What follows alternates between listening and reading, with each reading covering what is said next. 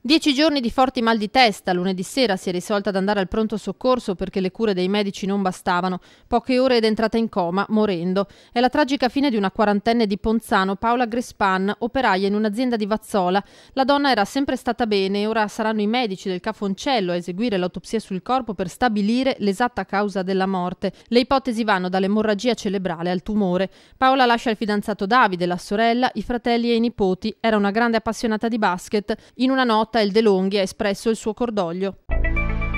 Grave incidente alle 7:20 di questa mattina lungo l'autostrada A27 sulla direttrice Belluno-Venezia tra i caselli di Treviso Nord e Treviso Sud in comune di Villorba. Coinvolte nello scontro 2 auto con uno dei veicoli che è finito fuori strada nel fossato adiacente a un campo.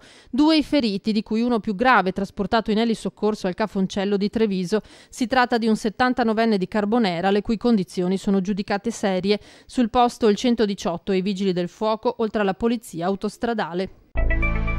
Sono dovute intervenire le volanti ieri mattina a Porta San Tommaso per una lite tra 3 soggetti provocata da una stretta di mano troppo vigorosa. Un quarantenne ha salutato un conoscente che da poco si era operato alla mano destra ancora fasciata. L'amico che era con lui per presentarsi ha afferrato la mano fasciata stringendola.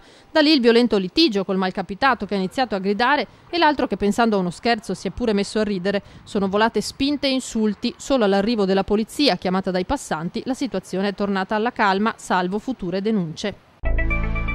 Tratti di spiaggia e quindi potenziali clienti da spartirsi a cui fare le treccine. Questo è il motivo della lite scoppiata ieri sera in via Rosselli a Mareno tra 2 ambulanti senegalesi. 2 donne che sono finite in pronto soccorso fortunatamente con ferite lievi. Una lite iniziata già domenica a Jesolo e sfociata ieri in una denuncia per ingiurie presentata da una delle 2 nei confronti dell'altra.